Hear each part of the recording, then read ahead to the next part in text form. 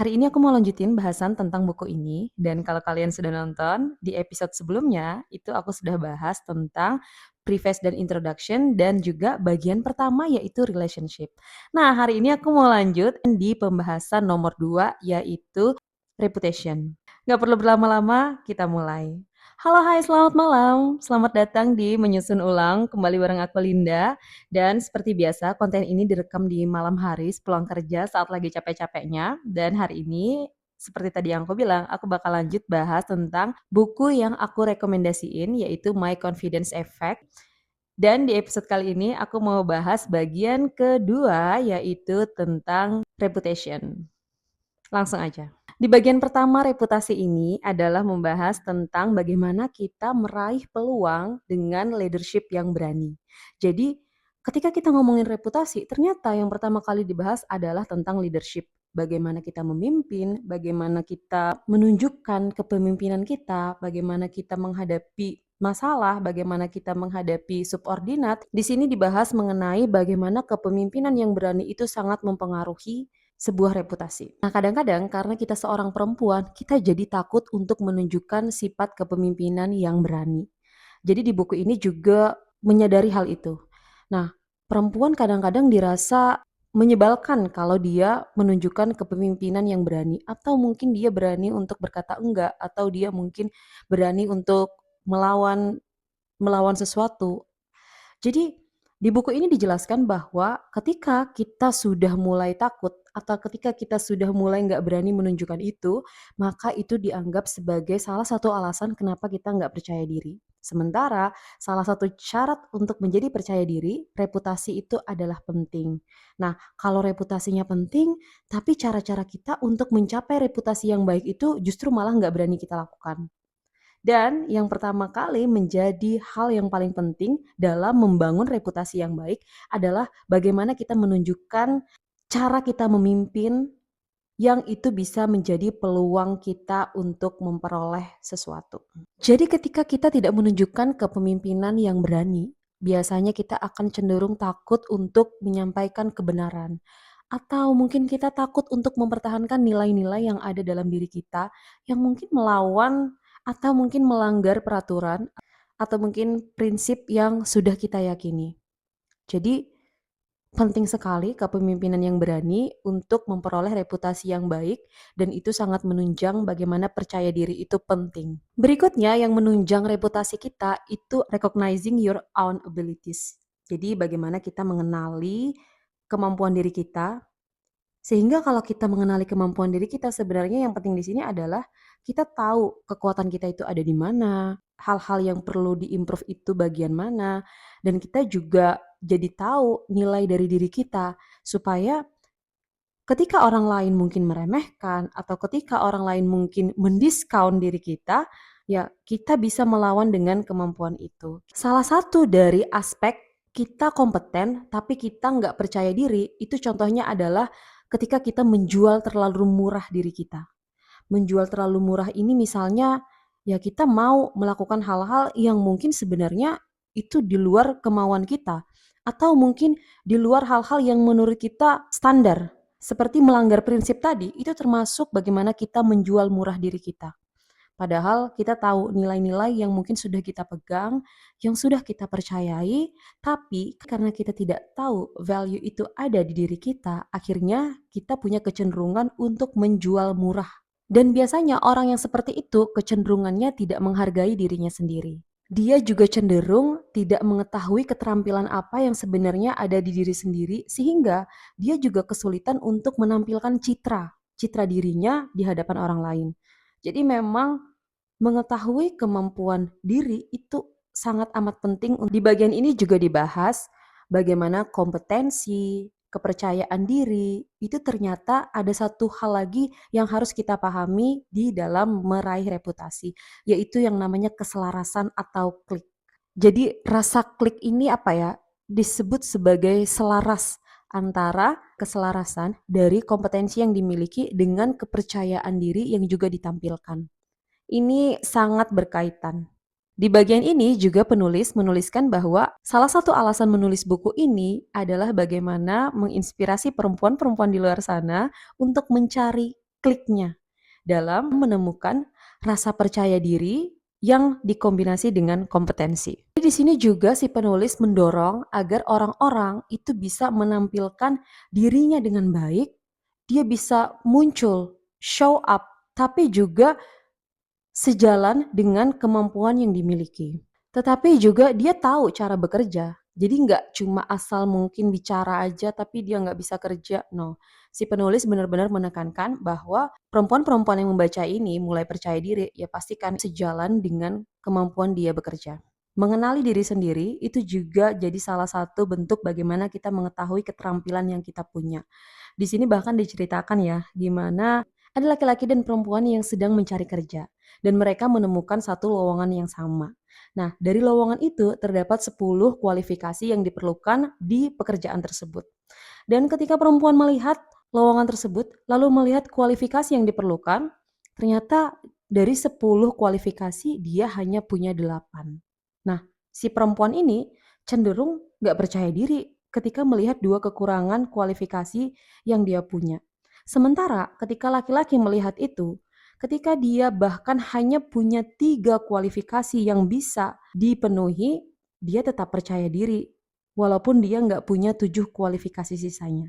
Jadi begitulah bagaimana selama ini dunia itu bekerja, bagaimana perempuan dan laki-laki itu memang kecenderungannya berbeda dalam pola pikir. Perempuan memang dia lebih tidak percaya diri ketika dia merasa mempunyai 1-2 kekurangan. Sementara laki-laki cenderung jauh lebih percaya diri.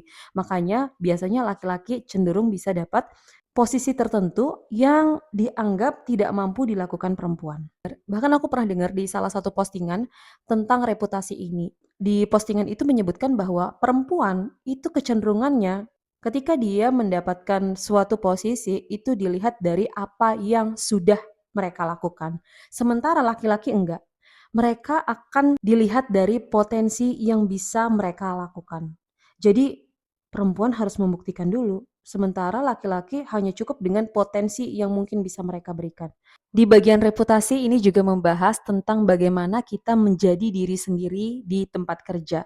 Ya kamu di tempat kerja ya menjadi kamu. Nggak usah ada perbedaan antara bagaimana kita bersikap di rumah dengan bagaimana kita bersikap di kantor.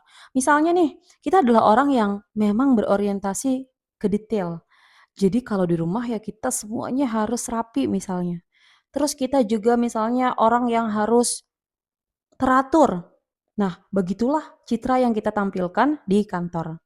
Terus juga misalnya kita adalah orang yang senang dengan keselarasan atau mungkin orang yang senang dengan sosial. Jadi kita senang berteman, kita senang bersosialisasi, kita senang dengan kehidupan yang ramai, maka di tempat kerja tunjukkanlah itu, tampilkanlah itu. Begitupun misalnya kita ya menjadi orang yang bisa menginfluence orang lain atau menjadi orang yang lebih dominan, ya tampilkanlah itu. Karena ketika kita nggak menampilkan diri kita apa adanya, itu juga nggak ada keuntungannya juga, bahkan cenderung kita jadi lebih terlihat fake. Makanya disarankan di buku ini bahwa ya udah tampilkan aja dirimu bagaimana di rumah dan bagaimana di tempat kerja. Nah, meski kita harus jadi diri sendiri, kita tetap juga harus punya pembatas. Di sini disebutkan ya, be yourself with guardrails. Jadi ya tetap harus ada pembatas. Nggak bisa juga kita serta-merta jadi diri sendiri tapi ngawur. Nah, ada beberapa poin di sini yang disebutkan di bagian ini, yaitu bagaimana kita communicate concern. Jadi di sini muncul pertanyaan, bagaimana kita mengkomunikasikan suatu masalah? Bagaimana kita mengkhawatirkan suatu masalah? Misalnya, apakah kita akan selalu menunjukkan rasa khawatir setiap saat kepada orang-orang? Apakah kita akan mengamuk setiap saat? Atau mungkin kita mencari solusi atau bersikap lebih bijak, lebih tepat dan profesional. Jadi itu sesuatu yang bisa kita pilih. Lalu poin kedua, show up when the team is struggling. Jadi ya muncullah saat mungkin tim kita sedang mengalami kesulitan. Jangan malah ngumpet. Kadang-kadang kan ada tuh atasan yang mungkin pada saat timnya mengalami kendala, ya udah perang aja dulu. Kita nanti muncul terakhir bak pahlawan misalnya. Jadi kadang-kadang ada yang seperti itu. Nah, tetapi di buku ini disebutkan bahwa ya ketika timmu mengalami kesulitan ya muncullah. Berikutnya ada express yourself in term of disappointment. Jadi Apakah kita orang-orang yang mungkin sangat ekspresif ketika ada masalah? Misalnya kita marah-marah, ngamuk, cemberut, atau mungkin menyalahkan orang lain, atau misalnya kita melompati wewenang yang sudah ada. Apakah mungkin ada opsi lain selain itu? Misalnya lebih kepada mencari solusi, atau mungkin kita mempelajari keterampilan yang ada untuk anggota kita supaya tidak terulang kesalahan yang sama. Bagaimana kita menghadapi masalah itu coba kita gali ulang penyelesaiannya. Berikutnya, ada conduct yourself in social environment. Di sini disebutkan bagaimana cara kita membawa diri di lingkungan sosial pekerjaan itu sangat penting. Misalnya kita ternyata di lingkungan sosial nggak bisa mengendalikan diri misalnya. Misalnya kita hidup di dunia kerja yang mayoritas pria. Apakah di sana kita bisa mengendalikan diri atau kita serta-merta lost control, bersenang-senang dengan mereka misalnya. Itu juga salah satu bentuk dari bagaimana kita menjaga reputasi kita. Menjaga diri dalam dunia pekerjaan itu sangat penting bagi perempuan. Jangan sampai terbawa arus. Walaupun mungkin kita hidup di tengah-tengah perusahaan yang banyak diisi oleh laki-laki, tapi kita harus bisa memilah kapan kita harus bersikap selayaknya profesionalisme dan kapan kita bersikap selayaknya kita sebagai teman di luar pekerjaan. Kuncinya sebenarnya ada pada moral ya atau kepantasan. Jadi sebagai orang yang dewasa sudah bekerja, pastinya kita bisa membedakan mana kira-kira yang pantas dan tidak. Nah, poin terakhir ini ada namanya share information. Di sini disebutkan ya, apakah kita akan ceroboh untuk bergosip atau membagi rumor? Jadi, membagikan informasi ke rekan kerja itu kita harus benar-benar bijak. Nggak semua hal kok harus disampaikan. Kita harus bisa tahu mana hal-hal yang confidential dan mana hal-hal yang sebenarnya itu memang bisa dibagi gitu. Ada hal-hal yang mungkin nggak semua karyawan harus tahu. Misalnya, hal-hal yang dianggap konfidensial untuk perusahaan, sebisa mungkin kita harus pilih-pilih siapa orang yang bisa kita ajak bicara. Jadi nggak semua orang bisa dapatkan informasi-informasi itu. Intinya adalah dari beberapa poin tadi, kita harus bisa memberikan batasan yang konkret antara kehidupan profesional kita dengan kehidupan personal satu sama lain. Jadi bagaimana caranya kita menjaga reputasi dengan memberikan batasan itu, walaupun memang kita harus tetap jadi diri sendiri. Berikutnya, di reputasi disebutkan tentang building your personal brand. Mungkin di bab relationship kemarin sempat ada menyinggung sedikit tentang personal brand dan di sini dibahas lagi. Jadi personal brand itu bagaimana caranya kita menampilkan citra diri kita di depan orang lain. Jadi bukan bagaimana cara kita melihat diri kita ya, tapi lebih kepada bagaimana cara orang lain melihat diri kita. Bisa aja kita sudah merasa cukup ramah, tapi sebenarnya orang lain melihat kita kayak galak, bisa aja. Jadi memang mem membangun personal brand itu memang sesuatu yang sangat amat penting untuk reputasi tadi. Jadi di sini disebutkan bagaimana cara kita membangun citra. Yang pertama adalah membangun citra secara sadar dan secara tidak sadar. Nah, yang membangun citra secara tidak sadar ini sebenarnya yang paling sulit untuk di-manage. Citra di sini disebutkan bagaimana cara kita menyampaikan produk yang sudah kita hasilkan atau pekerjaan yang sudah kita hasilkan. Misalnya nih ada contoh, ada orang-orang yang merasa memang dia sudah cukup baik dalam pekerjaan, tetapi ternyata di mata orang lain dia belum cukup baik sebagai pekerja. Misalnya, dia orang yang selesai dalam bekerja tapi dia orang yang senang mengeluh.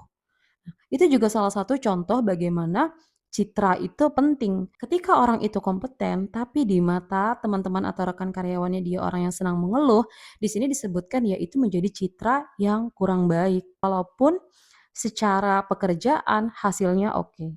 Sekarang kita masuk ke bagian step for building a strong brand. Bagaimana caranya kita membangun citra diri yang kuat. Sebelum sebenarnya kita membangun citra diri yang kuat ini, kita harus sepakat dulu atau kita harus tahu dulu nilai baik tadi atau mungkin nilai citra baik yang kita pahami itu harus sesuai dulu. Jadi misalnya kita merasa bahwa orang yang baik itu seperti ini seperti ini seperti ini, kita benar-benar harus clear dulu mendefinisikan itu, supaya kita juga gampang nantinya berjalan untuk membangun citra diri. Langsung aja yang pertama itu start from strength. Jadi kita mulai dari kekuatan dulu. Yang pertama adalah ketika kita memulai dengan kekuatan, maka yang pertama kali harus kita lakukan adalah bagaimana kita memberikan kesan pertama. Ketika kita kesan pertamanya sudah kuat, misalnya kita dengan menjabat tangan, dengan melihat mata lawan bicara, dengan kita memperhatikan dia dengan seksama, dengan kita tampil penuh percaya diri, dengan kita bertutur yang baik, dengan bagaimana caranya kita menghargai lawan bicara, semuanya itu bisa menjadi awal yang kuat untuk membangun citra diri. Nah, sebaliknya, kalau di awal aja kita sudah ngasih kesan yang buruk, kita mungkin kelihatan takut, malu-malu, atau mungkin kita kelihatannya kayak nggak yakin dengan apa yang mau kita tampilkan, itu justru kita punya kesan buruk di awal. Jadi poin yang pertama ini sangat penting, mulailah dengan kekuatan. Yang berikutnya untuk membangun citra diri yang kuat adalah jangan mengorbankan prinsip Anda. Di sini disebut ya, don't sacrifice your principle. Apapun keadaannya, jangan mengorbankan prinsip yang sudah kita percayai. Kita tetap harus mengatakan kebenaran. Kita harus menjaga apa yang sudah kita yakini. Kita harus menjadi pemimpin yang berani. Itu harus tetap kita pegang teguh. Yang berikutnya, communicate effectively. Berkomunikasi efektif sebenarnya adalah cara bagaimana kita mengajari orang lain untuk bagaimana mereka memperlakukan kita. Jadi, bagaimana kita berkomunikasi itu adalah cerminan sebenarnya bagaimana kita ingin diperlakukan. Gimana tuh? Jadi, mau nggak mau, suka nggak suka, apa yang kita katakan, apa yang kita sampaikan ke orang lain, bagaimana cara kita berkomunikasi, itu adalah bagaimana kita memberikan citra diri kita ke orang lain. Walaupun mungkin kita kadang-kadang nggak merasa ya, ketika kita menampilkan sesuatu yang dianggap orang lain ternyata arogan misalnya. Tapi kita nggak merasa. Agak berat sih, karena kadang kita nggak sadar kalau kita lagi ngomong. Yang berikutnya, ada yang namanya share and share alike. Ini bisa dibilang kayak berbagi secara adil. Jadi kita kalau mau menjadi pemimpin yang punya reputasi bagus, yang pertama harus dilakukan adalah jangan pilih kasih. Kalau kita melakukan satu hal ke si A, kita harus melakukan hal yang sama ke lainnya. Atau mungkin dengan case yang sama, kita harus memperlakukan setiap orang dengan sama. Mungkin caranya berbeda, tetapi tujuannya harus sama. Misalnya ketika satu orang dapat target satu dan kita ngejar itu benar-benar sampai terjadi, kita follow up setiap hari. Ketika kita memberi target ke orang yang lain, kita harus ngejarnya dengan cara yang sama. Supaya ya itu tadi, kita komit dengan apa yang sudah kita putuskan atau kita komit dengan apa yang sudah kita perintahkan. Begitupun sebaliknya, kalau kita juga sudah komit dengan satu janji atau kita sudah komit akan melakukan sesuatu, kita kepada diri kita sendiri, kita juga harus komit untuk melakukannya sampai selesai.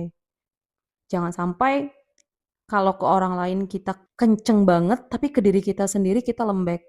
Jangan sampai. Itu akan mempengaruhi reputasi kita. Di bagian ini juga sebenarnya disebutkan bagaimana kita jadi orang itu jangan over promise atau juga jangan under deliver. Itu dua-duanya sangat amat dihindari. Di sini disarankan ya, kalau kita sudah janji berlebihan, terus juga hasilnya nggak sesuai, itu tuh menjadikan reputasi kita buruk. Ya sebaiknya kita berjanji ya sesuai dengan hal-hal yang masuk akal gitu, sesuai dengan hal-hal yang memang kita sanggupi dan itu eksekusinya baik, bahkan melebihi dari ekspektasi atau melebihi dari apa yang sudah kita janjikan.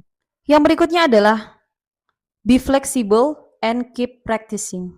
Jadi ya kita tetap harus fleksibel ya, nggak bisa kita dalam pekerjaan terlalu kaku.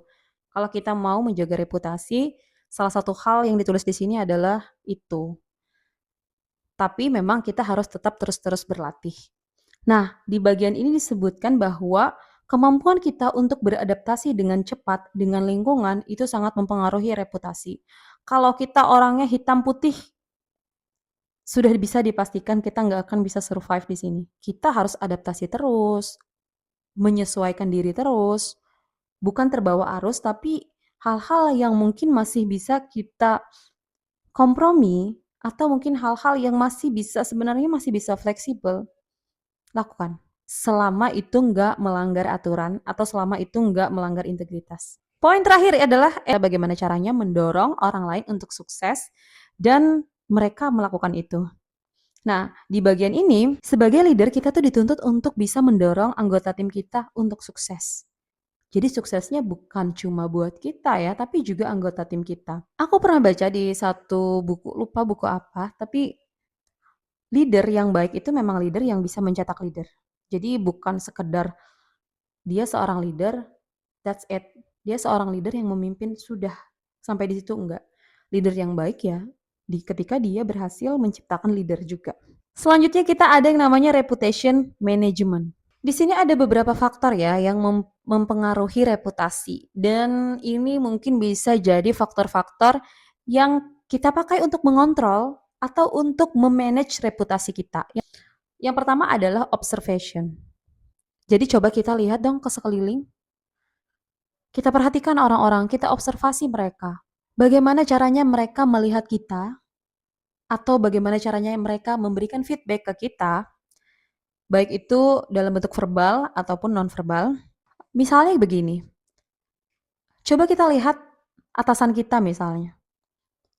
Bagaimana dia melihat kita atau bagaimana dia memperlakukan kita, apakah cukup respect atau mungkin dia cukup mengecilkan kita, itu bisa terlihat dari bagaimana dia menyampaikan pendapatnya atau bagaimana dia berkomunikasi dengan kita. Nah, dari observasi ini kita akan bisa tahu apa saja hal-hal yang bisa kita perbaiki. Yang berikutnya ada yang namanya feedback. Ini agak berat. Karena kadang-kadang kita tuh takut menerima kenyataan pendapat orang lain tentang kita. Aku pun sampai sekarang merasa bahwa ya bisa jadi di mata orang lain aku nggak sebaik itu. Dan aku juga percaya bahwa nggak semua orang suka sama kita. Dan itu hal yang wajar. Jadi menerima feedback itu penting. Bukan untuk menghakimi diri atau bukan untuk kita menyalahkan diri sendiri, enggak. Tapi ketika kita mendapatkan feedback dari orang lain, baik itu baik atau buruk, itu bisa jadi cara kita untuk mengimprove diri. Ada yang namanya 360 derajat. Ini sebenarnya sudah ada di kantor aku sudah sebutin di episode sebelumnya. Jadi di kantor aku itu memang sudah ada yang namanya survei ke sekitar. Jadi baik atasan, bawahan, peer kita, terus orang lain yang mungkin berkaitan dengan pekerjaan kita walaupun tidak secara langsung, itu mereka disurvei 360 derajat dan mereka dimintai feedback bagaimana penilaian terhadap kita. Ini sebenarnya sangat baik untuk improvement diri kita sendiri. Cuman memang yang jadi soal adalah ketika kita mungkin punya hubungan yang kurang baik dengan orang lain bisa jadi akan banyak memberi penilaian yang gak objektif. Ya bisa jadi subjektif. Tapi memang mungkin ya penilaian ini sebenarnya ditujukan untuk penilaian subjektif karena kan bagaimana orang lain memandang kita. Tapi aku pribadi sebenarnya sangat senang dengan penilaian ini, walaupun agak deg-degan ya, karena sudah pasti nggak semua orang suka kita, tapi kita harus menerima kenyataan itu. Dan di kantor aku dulu ada survei ini, dan orang-orang yang disurvei itu menjawab secara anonim, jadi nggak ditampilkan yang menjawab itu siapa, tapi mereka hanya memberikan penilaian-penilaian dengan saran-saran dan kritik terhadap orang yang sedang disurvei. Jadi ini bagus banget sih. Mungkin teman-teman yang kantornya belum menerapkan ini bisa diterapkan sebagai bahan improvement. Oke, mungkin itu tadi tentang reputation, lumayan panjang dan sebenarnya aku pengen mau langsung aja lanjut ke bagian berikutnya, tapi kayaknya waktunya terlalu panjang. Jadi aku cukupkan sampai di sini. Sampai jumpa di konten selanjutnya. Bye bye.